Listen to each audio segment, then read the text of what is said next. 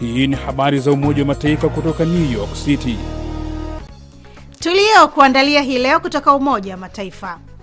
Kijana mmoja kutoka nchini Kenya atekeleza kwa vitendo lengo namba 1 la malengo ya maendeleo endelevu SDGs ya Umoja wa Mataifa la kutokomeza umaskini kwa kuingia katika biashara ya kuuza juisi ya miwa. Kazi ya mikono inalipa. Manake mimi naifanya na inanilipa. Mimi ningeambia vijana wajitoe kwa hii kazi. Hii kazi inalipa.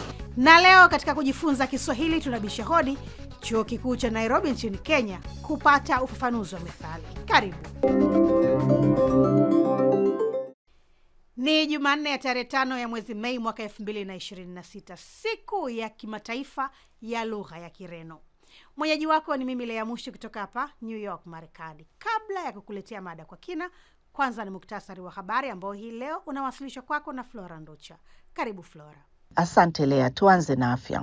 Shirika la afya la Umoja wa Mataifa duniani WHO limesema abiria na wahudumu waliokumbwa na mlipuko wa virusi vya Hanta katika meli ya utalii iliyokuwa bahari ya Atlantic huenda waliambukizwa virusi hivyo kabla ya kupanda meli hiyo, ingawa maambukizi miongoni mwa watu ndani ya meli hayawezi kuondolewa kabisa licha ya kuwa ni nadra. Mkuu wa kitengo cha WHO cha maandalizi na kinga dhidi ya milipuko na majanga ya afya Dr. Maria Vankova amewaambia waandishi wa habari hii leo mjini Geneva kwamba kufikia leo watu 7 kati ya abiria na wahudumu 147 wameripotiwa kuugua. Kwa masikitiko, watu 3 wamefariki dunia. Mgonjwa mmoja amelazwa katika chumba cha wagonjwa mahututi nchini Afrika Kusini, ingawa tunaelewa kuwa hali yake inaendelea kuimarika, huku wagonjwa 2 wakiwa bado ndani ya meli na wanaandaliwa kuhamishwa kupelekwa nchini Uholanzi kwa matibabu. To the Netherlands for treatment. Tukisalia na afya, shirika la afya la Umoja wa Mataifa duniani WHO linaadhimisha leo siku ya kimataifa ya usafi wa mikono chini ya kauli mbiu hatua zinaokoa maisha, likisisitiza haja ya kuimarisha uzuiaji wa maambukizi katika vituo vya afya. WHO inaonya kuwa maambukizi yanayotokana na huduma za afya bado ni tishio la kila siku katika hospitali na kliniki, yakichangia usugu wa dawa za viua vijasumu au antibiotics, ongezeko la gharama pamoja na vifo vinavyoweza kuzuilika. Shirika hilo linasema kuwa sehemu kubwa ya maambukizi haya inaweza kuzuilika kupitia usafi sahihi wa mikono na hatua bora za uzuiaji na udhibiti wa maambukizi. Linatoa wito kwa nchi zote kuhakikisha ufuatiliaji wa kina usafi wa mikono katika hospitali zote ifikapo mwishoni mwa mwaka huu 2026 ili kuboresha usalama wa wagonjwa na wahudumu wa afya duniani kote. Na leo Mei 5 ni siku ya kimataifa ya wakunga, huku shirika la Umoja wa Mataifa la idadi ya watu na afya ya uzazi UNFPA likisema wakunga ni wahudumu muhimu katika huduma za afya ya uzazi kote duniani. Shirika hilo linasema dunia inahitaji wakunga milioni 1 zaidi ili kuboresha huduma za afya na kuokoa maisha ya wanawake na watoto wachanga. Kwa mujibu wa UNFPA, wakunga wanahakikisha ujauzito na kujifungua salama, huku pia wakisaidia kupunguza mimba zisizotarajiwa, maambukizi ya VVU kutoka kwa mama kwenda kwa mtoto na upasuaji usio wa lazima wa wakati wa kujifungua. Shirika hilo linasisitiza kuwa uwekezaji kwa wakunga ni uwekezaji katika maisha na unapaswa kupewa kipaumbele katika bajeti za afya kote duniani. Mwisho wa muhtasari wa habari. Kwako Lea. Asante sana Flora Ndocha kutuletea muktasari wa habari. Je, wafahamu maana ya methali kwenda kwa mema hurudi mema? Kama la, basi ungana nami hadi katika kipengele cha jifunze Kiswahili. Integrally, solemnly swear to exercise in all loyalty, discretion and conscience the functions entrusted to me as Secretary General of the United Nations, to discharge these functions and regulate my conduct وفي أداء عملي سوى مصالح الأمم المتحدة وحدها, and not to seek or accept instructions in regard to the performance of my duties from any government or other authority external to the organization.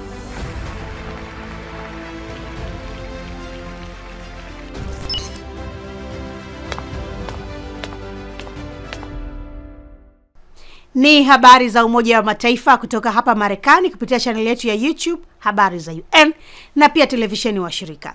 Unaweza kutembelea wavuti wetu ambao ni news.un.org/SW kwa taarifa na makala. Mimi ni Lea Mushi, tunasonga mbele na sasa ni wasaa mada kwa kina.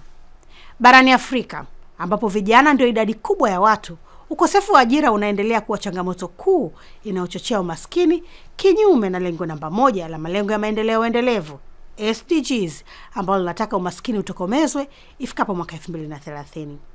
Hata hivyo, baadhi ya vijana wamegeuza changamoto hiyo kuwa fursa. Miongoni mwao ni kijana kutoka nchini Kenya ambaye baada ya kukosa ajira alichagua kujiajiri kwa kuuza miwa na juisi yake, hatua iliyomwezesha kujipatia kipato na kupambana na umaskini. Msimulizi wetu Kevin Kaitani wa redio wa shirika ya Radio Domas kutoka Kajiado nchini Kenya amezungumza naye akiwa kwenye eneo lake la kukamua juisi ya miwa. Karibu. Naitwa Timothy Henry. Mimi ni mkazi wa hapa Embulbul. Timothy ni mchuuzi wa juisi ya miwa katika eneo la Embulbul, kaunti ya Kajiado nchini Kenya. Anaelezea safari yake hadi kuingia kwenye biashara hii. Nilikuwa nafanya na KTDA kama technician. Ile wakati wa corona, wakati iliingilia, nikaona kukakuwa na kazi ikakuwa kidogo, tukaambiwa tusimame kidogo. Hapo ndio nilianza, bahati vile ilikuwa Mungu akafungulia hii kazi ya serikali ya kufagia barabara. Tukafanya kama mwaka moja. Wakati tulimaliza hiyo kazi ndio nilikuja nikafikiria hii pesa nimepata kutoka kwa hii kazi naweza ifanyia nini. Hapo ndio nilianza hii biashara na nikaendelea mpaka wa leo. Mtaji alioanza nao ni shilingi 70,000 za Kenya, ambayo ni sawa na takriban $540. Kwa hiyo 70 nilichukua 50 nikanunua machine. Ili baki 20 ndio nikaenda nikanunua vitu kama hizi vitu za kuweka juice na miwa. Nikaanzia hapo ndio nikaanza kuendelea polepole. Kidogo nikajuana na wale watu wanafanya wholesale. Ndio wakanielekeza, nikaanza sasa kuchukulia miwa kutoka kwa source.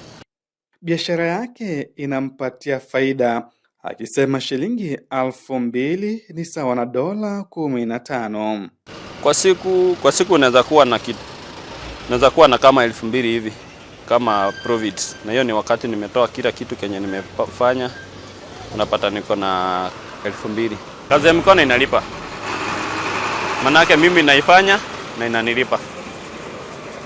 Mimi ningeambia vijana wajitoe kwa hii kazi. Hii kazi inalipa. Amejiunga pia kwenye vikundi vya upatu au mzunguko wa kupeana fedha. Kwa siku uchangia shilingi 1,800 sawa na $14, akisema 400,000 na $400,000 ambazo ni sawa na zaidi ya $3,000. Kwa chama peke yake inaweza nigharimu kama 1,800 kwa siku. Ukifanya hiyo mahesabu kwa mwaka uko na zaidi ya 1,400. Na unaona ni pesa mzuri. Unaweza jisaidia. Hiyo 1,400 utafika mahali uchukue hata kama ni karoli kako, kana kuletea kama ni hizo miwa na utajiendeleza. Kwa nini alichagua miwa? Mimi mwenyewe nimekuzwa kwa miwa. So naelewa miwa vizuri kuliko hizi matunda zingine. Na plus hii si seasonal. Tuseme for example kama maembe, unaweza kuwa kama mara 2 ama mara 1 kwa mwaka. Lakini miwa Monday to Monday, hata nikienda leo, kesho nitakuja na miwa. Na vipi kuhusu changamoto?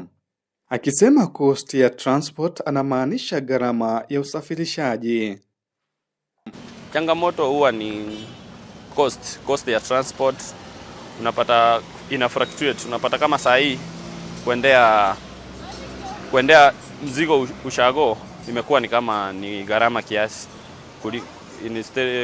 Ukilinganisha na hizo masiku za nyuma. Hizo masiku za nyuma ungelipa roli tuseme kama 20,000 hivi kuletea mzigo.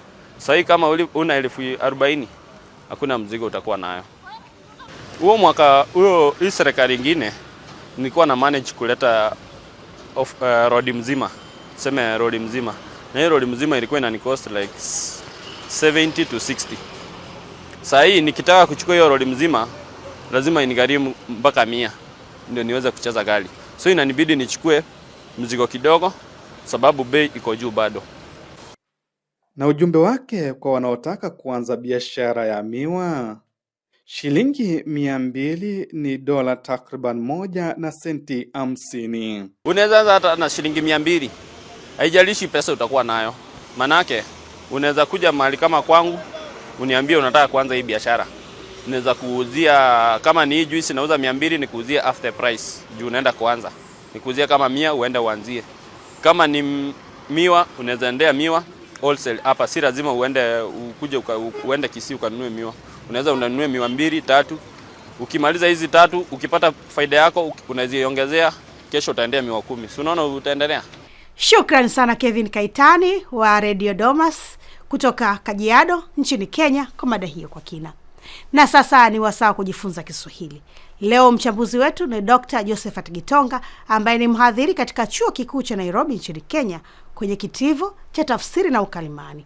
Hapa anafafanua maana ya methali kwendako mema hurudi mema. Kwendako mema hurudi mema inatuarifu kwamba mtu aliye na moyo wa hisani na ambaye huwatendea wengine mema, dua ya watu hao humrudishia mema huyu mwenye kutenda mema. Huenda asiyapate mema hayo papo kwa hapo, ila kwa wakati atashuhudia wema ukimpigia hodi akafanikiwa zaidi, ili aendelee kutenda mema. Ni bora kutendea wengine mema, kwani wema huo utatuletea rehema na neema. Tutende wema kwa walio na wema, nao wema utaturundia. Shukran sana Dr. Josephat Gitonga kwa elimu hiyo. Basi nami kufikia hapa na kunja jamvi leo la jarida hili, lakini tutakutana tena siku ya Alhamisi kwa jarida lingine la video. Kwa upande wa vipindi vya redio ni kila siku. Hivyo kesho Jumatano utapata habari za Umoja wa Mataifa. Hata hivyo kwa sasa unaweza kutazama habari na video nyingine kwenye channel yetu ya YouTube Habari za UN na katika ukurasa wetu wa X jina ni hilo hilo Habari za UN. Kumbuka pia kupakua app yetu ya Habari za UN katika Play Store na App Store. Kwa niaba ya wote walioshiriki kukuletea jarida hili, mimi ni Lea Mushi na kutakia amani na kwaheri kutoka New York, Marekani.